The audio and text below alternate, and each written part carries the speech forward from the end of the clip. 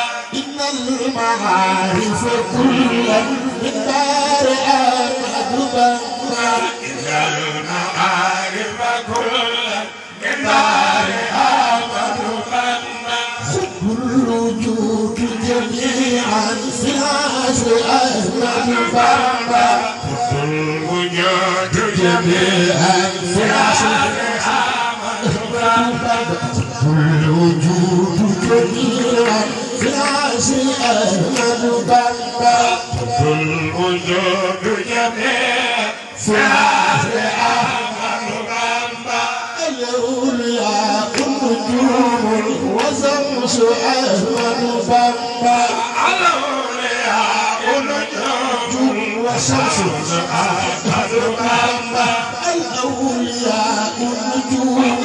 وشمس أحمد بامبا الأولياء النجوم وشمس أحمد بامبا الأولياء النجوم وشمس ما ويتويما جبار جزاك البامبا جبار جزاك البامبا ما ويتويما جبار جزاك البامبا ويتويما جبار جزاك البامبا من ما ويتويما جبار جزاك البامبا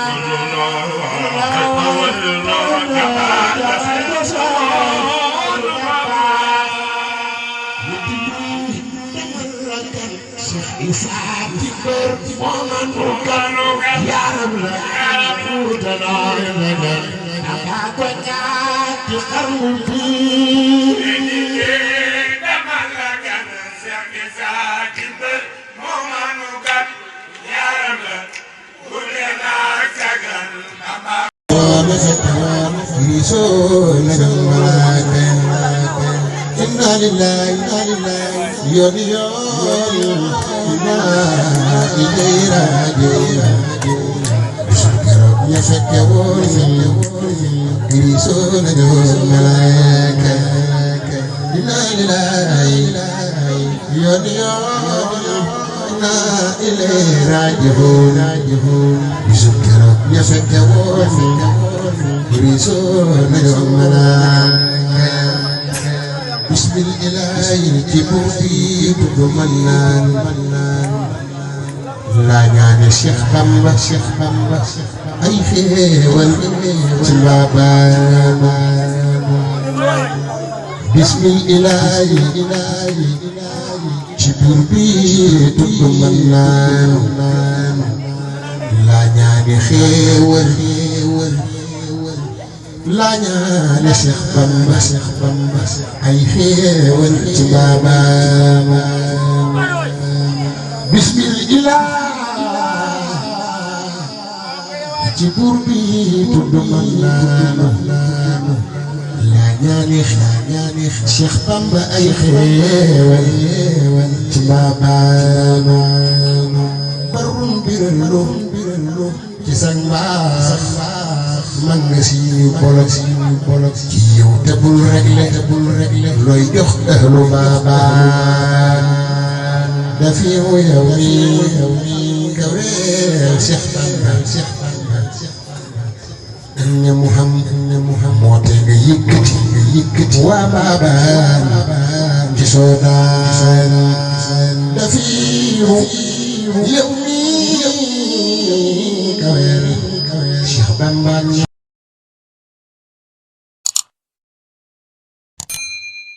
ba tax yaanu moom